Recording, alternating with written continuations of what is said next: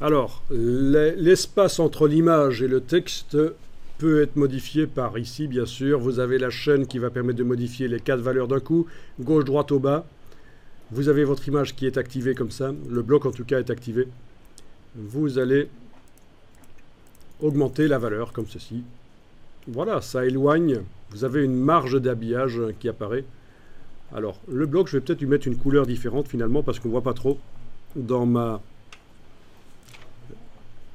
Ça, on ne voit pas trop, voilà, je vais le mettre en jaune, bien. Je pense qu'on va voir un peu mieux quand je sélectionne l'image ici avec la flèche noire. Oui, on voit mieux le cadre, la marge d'habillage.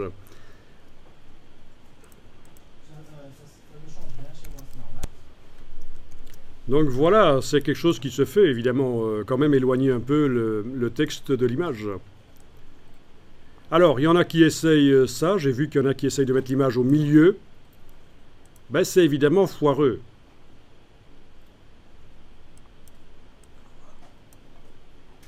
Tiens, j'étais censé avoir un bloc avec 2 colonnes. Je suis allé trop en arrière tout à l'heure. Je vais remettre les 2 colonnes. Personne ne me l'a dit, hein. Il y avait 2 colonnes de texte, en fait. Voilà, avec une gouttière de 8. Bon, là, c'est moins foireux.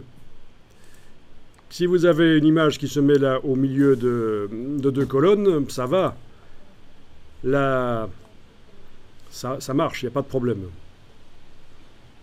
Par contre, s'il n'y avait qu'une seule colonne, comme ceci, c'est totalement foireux et à éviter, parce qu'en fait, vous avez une ligne qui commence ici et qui continue de l'autre côté de l'image. Au niveau de la facilité de lecture, c'est l'horreur. Donc il faut absolument, si vous mettez une image dans du texte, au milieu du texte, là, il faut absolument qu'il y ait des colonnes. Est-ce qu'on fait aligner le texte qui est à gauche? Alors, ta question, est-ce qu'on sait faire en sorte que le texte ici soit plutôt vertical? Bien sûr. C'est ce qu'on appelle la justification. Mais ça va nécessiter des petits réglages. Mais on peut tester là si tu veux. On va dans le menu texte paragraphe. Texte paragraphe. Chose qu'on a déjà au-dessus. Quand on est avec l'outil texte, on a déjà ces choses-là.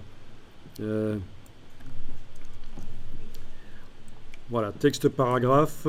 Alors pour simplifier les choses, je vais faire une opération ici en construisant sur les acquis que vous avez déjà. Hein. Je ne vais pas amener de nouvelles choses comme ça qui vont perturber. Je vais simplement cliquer dans le texte avec l'outil texte et faire un CTRL A et indiquer que l'alignement va se faire pas seulement à gauche, mais des 2 côtés, sauf la dernière ligne qui va être alignée à gauche, elle. Ben oui, en général, c'est ce qu'on fait. Donc c'est ce qu'on appelle la justification, sauf la dernière ligne qui est alignée à gauche. Et voilà, on a ce que tu demandais, du texte qui est comme ça, vertical sur le bord de l'image. Le problème, c'est que ça génère plein de trous dans le texte. Il y a des espaces très grands entre certains mots, sur certaines lignes. Sur d'autres lignes, les espaces sont plus courts. Ici, ça va encore, parce que le texte a quand même pas mal de mots par ligne. Mais enfin, vous voyez, on a quand même ce genre de choses qui arrivent. Donc ça va nécessiter un réglage. Ça, c'est une erreur de débutant, en fait, dans InDesign. Il y en a qui font du texte justifié, comme ça, mais ils oublient de régler la justification. Et ils se retrouvent avec du texte qui est moche. On dit que le gris typographique n'est pas bon. C'est-à-dire que quand on regarde le texte à une certaine distance, on voit des lézardes, des lignes blanches formées par les trous entre les mots. Je vous montre cette notion de gris typographique sur le web. Mais du coup, c'est mieux de tout aligner à gauche, alors? Non, c'est pas mieux de tout aligner à gauche. Enfin si, oui. Si vous ne savez pas faire le réglage de justification, ne faites pas de justification. Si vous savez le faire, ça va être au choix. Qu'est-ce qui est le mieux? Aligner à gauche ou justifier?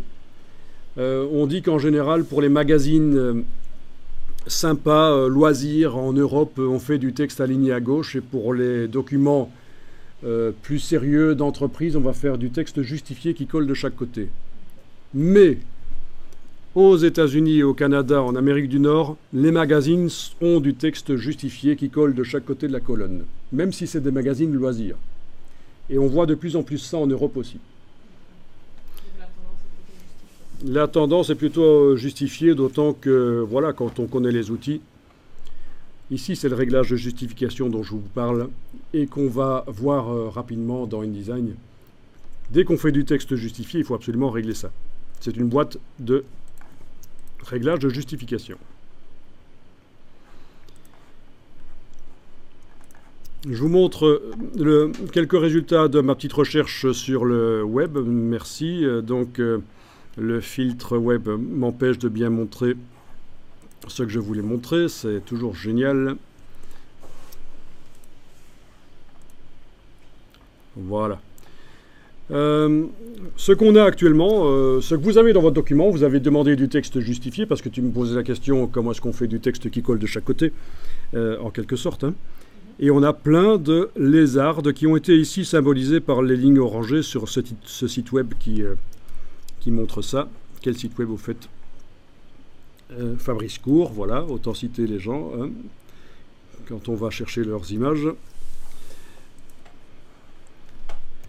Et donc ce monsieur explique qu'il faut optimiser le texte justifié avec la boîte de justification de InDesign. Ici, quand on plisse les yeux, on voit un peu flou le texte et ça permet de vérifier que le gris typographique est bon. Gris typographique bon, ça veut dire que vu d'ensemble, comme ça on n'a pas toutes ces lézardes qu'on a ici à gauche, ça fait plus bloc en fait. C'est important. C'est ce qui fait la différence entre un texte foireux et un bon texte. Donc si vous faites des documents InDesign et vous voulez prouver que vous êtes un pro, vous allez devoir appliquer plein de petites techniques qui vont améliorer le texte et on va les voir en fait, hein, ces techniques pour améliorer l'aspect de tout un document. Vous allez voir que c'est assez particulier. Chaque petite technique que je vais vous montrer pour améliorer l'aspect du texte, prise séparément, vous allez peut-être vous dire que ah, c'est vraiment du coupage de cheveux en 4, c'est vraiment, ça n'apporte rien.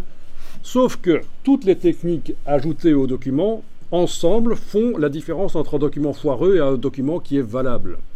Donc, il faut le savoir, chaque technique qu'on va voir ne va pas apporter beaucoup au document comme amélioration, mais l'accumulation des techniques d'amélioration du texte, c'est ça qui va vraiment faire la différence.